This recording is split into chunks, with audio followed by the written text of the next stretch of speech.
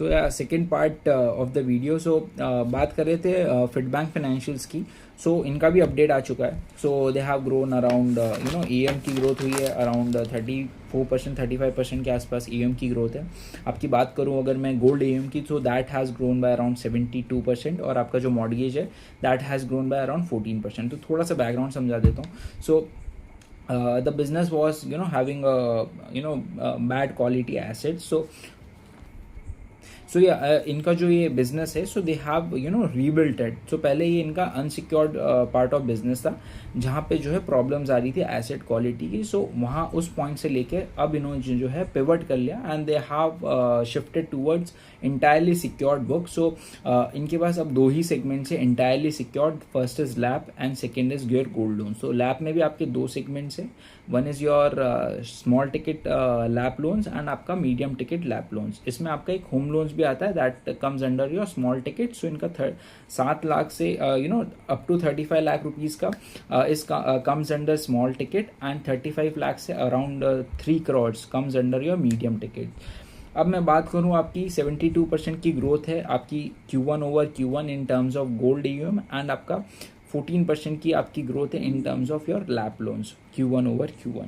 अब मैं बात कर लूँ इनके रिटर्न मेट्रिक्स की, तो RO is standing at around 2.6%। So obviously 20 basis points की आपकी इम्प्रूवमेंट हुई है Q4 ओवर Q1। एंड अगर मैं बात करूं पिछले Q1 से, तो ऑब्वियसली 34-35 बेसिस पॉइंट्स की आपकी इंप्रूवमेंट है in terms of ROA. ROE is moving in the right direction. It's up from 11.6% last quarter Q1 to 15.4% to be precise this Q1, right. तो ऑब्वियसली 11.5% से 15.5% पे आपका जो है ROE आ चुका है Q1 over Q1। So that is a good sign. So आप अच्छा रिटर्न बना पा रहे हो आपके शेयर होल्डर्स के लिए। सो that is a positive thing. GNPA NPA levels maintain है। GNPA is around standing around 1.6% और NPA is around 1.1%। So obviously आपकी एसेट क्वालिटी स्टेबल है। आपके जो रिटर्न मैट्रिक्स है दैट आर इम्प्रूविंग। एंड आपकी क्रेडिट कॉस्ट की बात करूँ तो दैट इज़ अराउंड 0.8%। सो आपकी गाइडेड रेंज के अंदर है, that is around 1 plus minus आपका 0.1%। सो ऑब्वियसली 0.9 से 1.1 के बीच में इन्होंने गाइड किया था, एंड उसके नीचे ही आपकी है। So obviously under your guided range. अब अगर इनकी बात करूं तो इनके पास कुछ 750 ब्रांचेज है, उसमें से कुछ 632 650 ब्रांचेज आपकी गोल्ड में है, और बाकी नेट आपकी 200 branches are under your lab. अब इनका प्लान क्या है, ये जो आपकी गोल्ड लोन ब्रांचेज है जिसपे आप सिर्फ गोल्ड लोन लेंड कर रहे हो, बिकॉज ऑब्वियसली ये जो गोल्ड ब्रांचेज होती है ये स्पेशलाइज्ड और इनको वैसे क्रिएट करना पड़ता है, बिकॉज ऑब्वियसली वॉल्ट्स वगैरह आपको क्रिएट करने पड़ते हैं जहाँ पे आप गोल्ड स्टोर करोगे। So obviously these are specialised branches जहाँ से आप सिर्फ गोल्ड लोन ऑपरेट कर रहे हो। बट अब मैनेजमेंट क्या थिंक कर रहा है कि आपका जो ये लैब वाला सेगमेंट है, आप इसको गोल्ड लोन के ब्रांचेस के थ्रू भी सेल ऑफ करना स्टार्ट करोगे, जहाँ से आपकी ब्रांच प्रोडक्टिविटी इंप्रूव होगी। अब मैं बात करूँ, इनको ऑपरेटिंग लेवरेज भी मिल रहा है। जो आपका ये ROE इंप्रूवमेंट और ये ROE इंप्रूवमेंट हो रहा है बिकॉज ऑफ ऑपरेटिंग लेवरेज। आपकी जो ऑपरेटिंग एक्सपेंसेस है as a percentage of average loan book has come off from 5.8% to 4.8%। तो ये 50 बेसिस पॉइंट का जो रिडक्शन है that is giving you on operating leverage. And going forward आप जो है गोल्ड लोन से वापस से जो है लैप लोन्स वगैरह डिस्ट्रीब्यूट, आप ये लैप लोन्स डिस्ट्रीब्यूट करना स्टार्ट करोगे। सो आपको ऑपरेटिंग लेवरेज मिलना स्टार्ट हो जाएगा, और आपके operating expenses as a percentage of book will come down, and that will give you more headroom to grow your branch network. And management is targeting around 200 branch addition.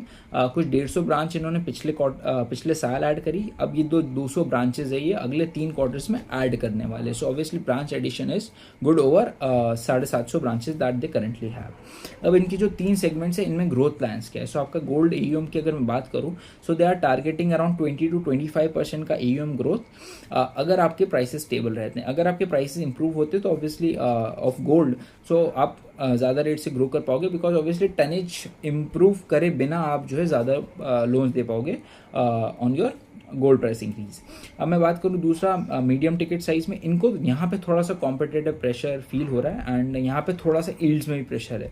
So they are figuring out कि what they want to do, but currently जो management guided for कि ये yields में कोई भी जो है reductions वगैरह नहीं लेंगे and they will try to find quality customers. So quality business ये फाइंड करने का कोशिश करेंगे विदाउट डाइल्यूटिंग देयर यील्ड्स। और बात करूं स्मॉल टिकट की, तो last year because of MFI over leveraging 7 lakh से जो नीचे वाला सेगमेंट था वहाँ पे प्रॉब्लम्स आ रही थी, but at this point in time आपका जो ग्राउंड रियलिटी है that is normal and demand is good.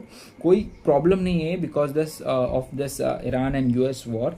So things are good, demand is okay.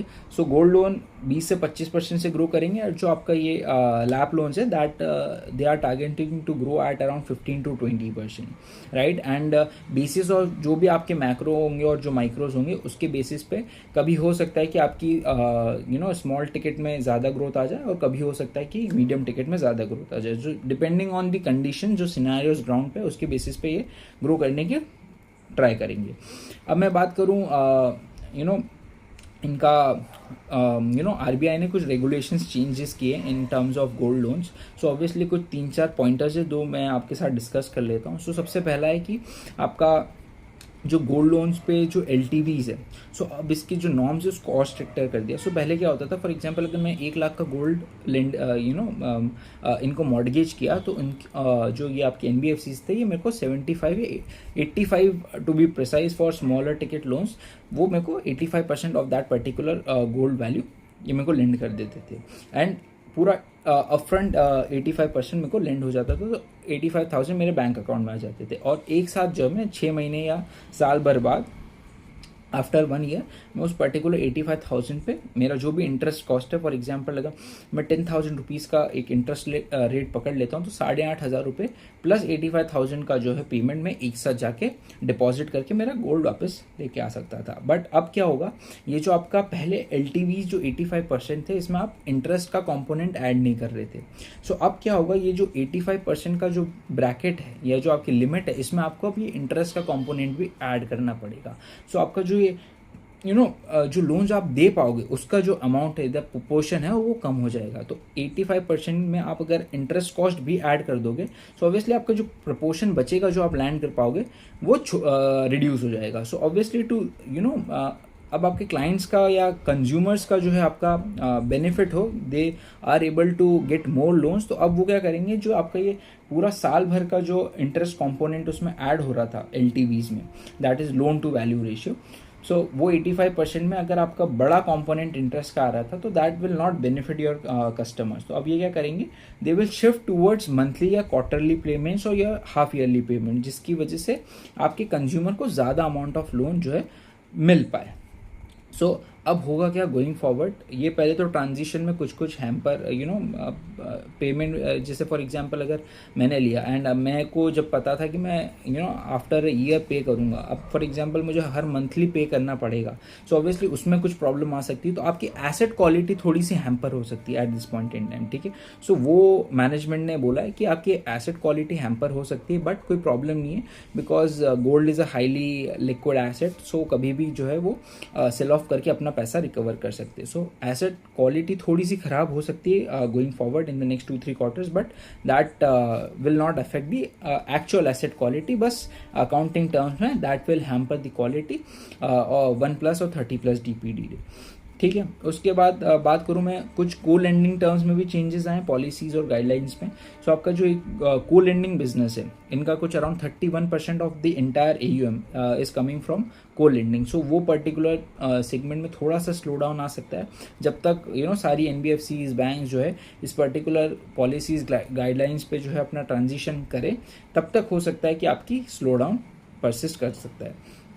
तीसरा, आपकी जो गोल्ड लोन्स है अबव 2.5 लाख, वहाँ पे थोड़ी सी इशू आ सकती है बिकॉज अब आपके अंडर राइटिंग के नॉर्म्स जो है वहाँ पे स्ट्रिक्टर हो जाएंगे बेस्ड ऑन आपकी क्रेडिट वर्दीनेस। वहाँ पे अंडर राइटिंग आपको करनी पड़ेगी, जिसकी वजह से थोड़ा सा स्लो डाउन आ सकता है उस पर्टिकुलर सेगमेंट में। और फोर्थ एक और आपका रेगुलेशन आया दैट अब जो है, पहले आपको अगर आपकी 1000 गोल्ड लोन ब्रांचेस थी तो आप उसके अबव आपको अगर एक्सपेंशन करना है तो आपको आरबीआई की अप्रूवल लेनी पड़ती थी। फॉर एग्जांपल अगर मुथूट फाइनेंस की अगर 1000 ब्रांचेस है तो अब उसको अगर एक्सपैंड करना है तो उसको आरबीआई का अप्रूवल चाहिए था। बट अब क्या हो गया है, गोल्ड लोन को ईजीली या फिर एक्सेसिबल करने के लिए RBI has relax that norm, and आप अगर 1000 ब्रांचेस आपकी है ऑलरेडी और उसके बियॉन्ड आपको एक्सपैंड करना है तो अब आपको आरबीआई का अप्रूवल नहीं करना चाहिए रहेगा, and you will be easily able to expand in deeper tier 3 tier 4 tier 5 cities. So वहाँ पे आपकी एक्सेसिबिलिटी और आपका जो एक्सपेंशन है वो आपका फास्टर अप हो जाएगा। That is a positive news, and that will help these company जिसका 1000 ब्रांचेस से ज़्यादा का एक्सपेंशन प्लान्ड है। बात करूँ स्प्रेड्स इनके बढ़े हैं जिसकी वजह से आरओ हैज़ इम्प्रूव्ड, आपके ऑपरेटिंग लेवरेज आपको मिलना स्टार्ट हो गए हैं। आपको मैंने ग्रोथ का बता दिया, सो ऑब्वियसली एयूएम गाइडेंस का बता दिया।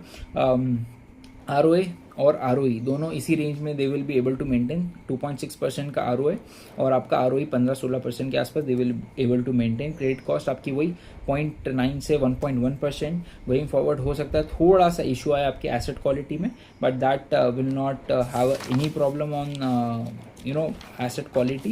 And so yeah, obviously the business has shifted from unsecured to secured. 99.6% approx इनका जो asset है that is now secured. and अगर मैं बात करूँ इनका थोड़ा सा legacy book है small ticket में, और उस particular segment में भी कोई problem नहीं है। asset quality is stable and things are good. so directionally company is moving in the right direction.